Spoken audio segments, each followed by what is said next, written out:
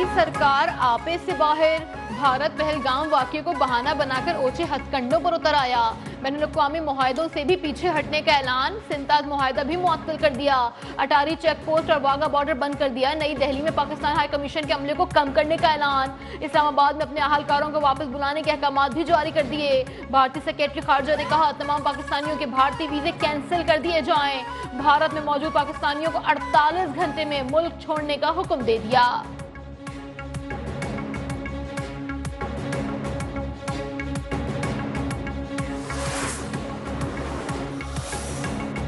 पाकिस्तान का भी भारत को उसी की जबान में जवाब देने का फैसला। दफ्तर खारजा में भारतीय सफारती जाहिरियत और मुशावरत। सफारती ज़राए के मुताबिक भारतीय इक़दामात का सफारती सतह पर भरपूर जवाब देने पर मुशावरत जारी है। भारत के साथ सफारती ताल्लुकात को मजीद निचली सतह पर लाया जाएगा। जल्द भारतीय नाज़िमुल उमूर को दफ्तर खारजा तलब किए जाने का भी इम्कान। भारतीय दिफाई, एयर और नेवल अत्ताशियों, सपोर्टिंग स्टाफ को भी वापस भेजा जाएगा। भारतीय हाई कमीशन के अमले को वापस भिजवाने पर गौर। वज़ारत खारजा अपनी सिफारिशात आज कौमी सलामती कमेटी में पेश करेगी।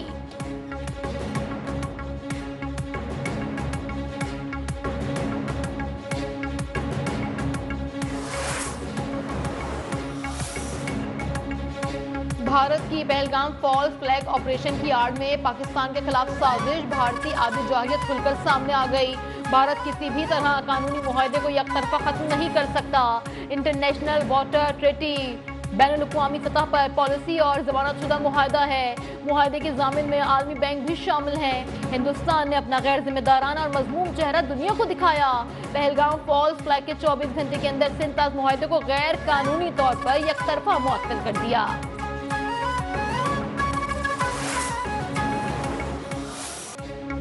कौमी सलामती कमेटी के इजलास आज तलब, वजीर आजम शहबाज शरीफ इजलास की सदारत करेंगे। नायब वजीर आजम इसहाक डार ने एक पर बयान में कहा, कौमी सलामती कमेटी इजलास में भारतीय इक़दामात के जवाब का फैसला किया जाएगा। भारत के हालिया बयान पर पाकिस्तान का मौक़िफ़ भी तय किया जाएगा। भारत को तुर्की ब तुर्की जवाब देंगे। भारतीय ऐलानात गैर मुनासिब हैं। दहशतगर्दी वाक़यात का गुस्सा इस तरह निकालना मुनासिब नहीं है।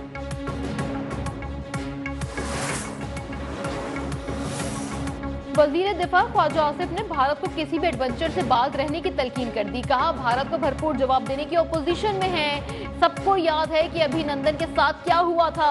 हमारे आपस में इख्तलाफात हो सकते हैं, लेकिन जब पाकिस्तान की बात होगी तो हम सब हिलाली परचम के नीचे खड़े होंगे। भारत IWT से गुज़िश्ता 12 से 15 साल से निकलने की कोशिशें कर रहा है और अब वो पहलगाम वाक़ये को बहाना बनाकर इससे निकलना चाह रहा है, लेकिन वो ऐसा नहीं कर सकता। अगर हमारे खिलाफ किसी तरह के इक़दाम उठाए जाएंगे तो हम अपना दिफा का हक रखते हैं। अफ़वाज पाकिस्तान ने हर सूरत हाल में अपना लोहा मनवाया है।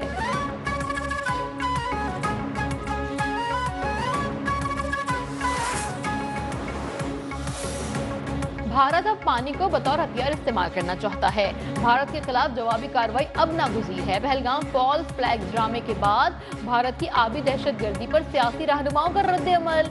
शहरी रहमान बोली, जंगों के दौरान भी सिंताज मुआहदा खत्म नहीं हुआ। मुशाहिद हुसैन सैयद ने पाकिस्तान का पानी रोकना आलमी कवानीन की खिलाफ वर्जी करार दे दिया। फैसल वावडा का नेशनल एक्शन प्लान के तहत फौरी इजलास बुलाने का मुतालबा। साबिक सफीर अब्दुल बासित ने कहा, सिंताज मुआहदा यकतरफा ना मुअत्तल हो सकता है और ना ही खत्म हो सकता है।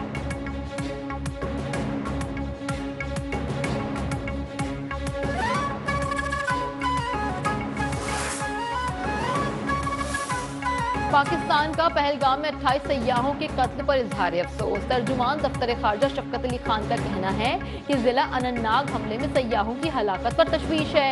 हलाक अफराद के लवाहिकीन से इजहार ताज़ियत। मुस्लिम लीग नून के सेनेटर इरफान सिद्दीकी ने पहलगाम वाक़या भारतीय हुकूमत और एजेंसीज का मंसूबा करार दे दिया।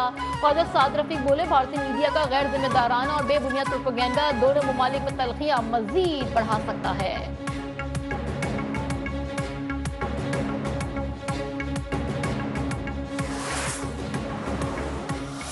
जब भी things don't go with BJP उनके हिसाब से नहीं चलता है, आपको ऐसे कुछ ना कुछ कंट्री के अंदर दिखाई देगा। 100-200% आपको दिखाई देगा।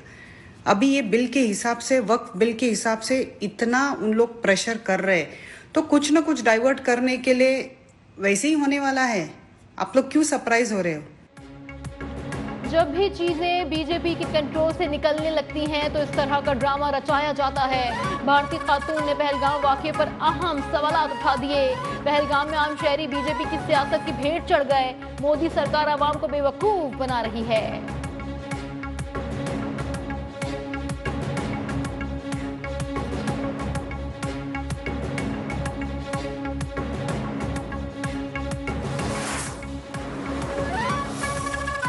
पहलगाम हमले में भारतीय हुकूमत की अय्यारी बेनकाब। एक तरफ गोदी मीडिया और मोदी सरकार ने बगैर किसी सबूत हमले का इल्जाम पाकिस्तान पर आयद कर दिया, तो दूसरी जानिब अनंतनाग की पुलिस दहशतगर्दों की तलाश में मसरूफ। पुलिस ने दहशतगर्दों का पता बताने वालों के लिए 20 लाख रुपए इनाम का ऐलान भी रख दिया।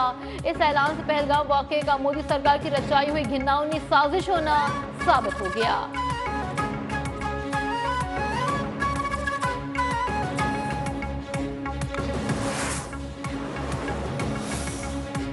मकबूजा कश्मीर के अवाम ने भी मोदी का पहलगाम फॉल्स फ्लैग ऑपरेशन मुस्तरद कर दिया। कश्मीरियों की बड़ी तादाद सड़कों पर निकल आई। अमित शाह मुर्दाबाद, नरेंद्र मोदी मुर्दाबाद के नारे।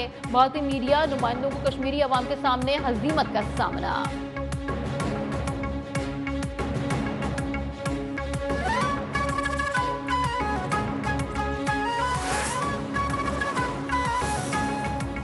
एलओसी पर 23 अप्रैल को 2 दहशतगर्द हलाक करने का भारतीय झूठ बेनकाब। सरजेवर के मुकामी रिहायशियों ने सच से पर्दा उठा दिया। कहा, हमारे बुजुर्ग मलिक फारूक और मोहम्मद दीन एलओसी के करीब मवेशी ढूंढने गए। दोनों बुजुर्गों को भारतीय फौज ने ही शहीद किया है।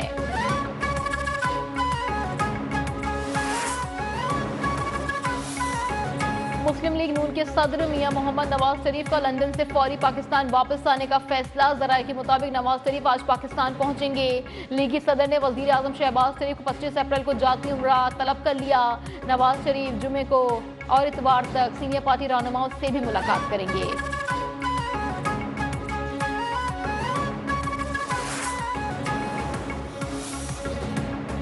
ऑपोजिशन के इत्तेहाद पर अभी हमारी कौंसिल आमादा नहीं। जेयूआई अपने ही प्लेटफॉर्म से सियासी जद्दोजहद जारी रखेगी।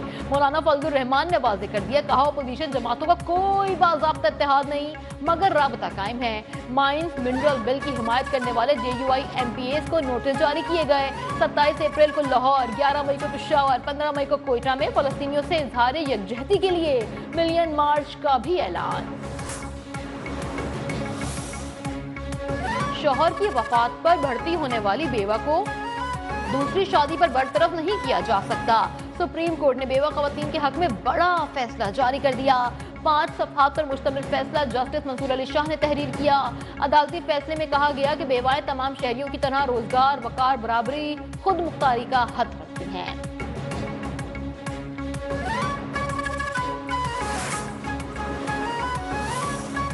न्यू कराची सेक्टर 11D के करीब शादी की तकरीब में हवाई फायरिंग की जद में आकर घर की छत पर खड़ी खातून सर पर गोली लगने से जाँ बहक। शनाख्त 27 साला लाइबा के नाम से हुई।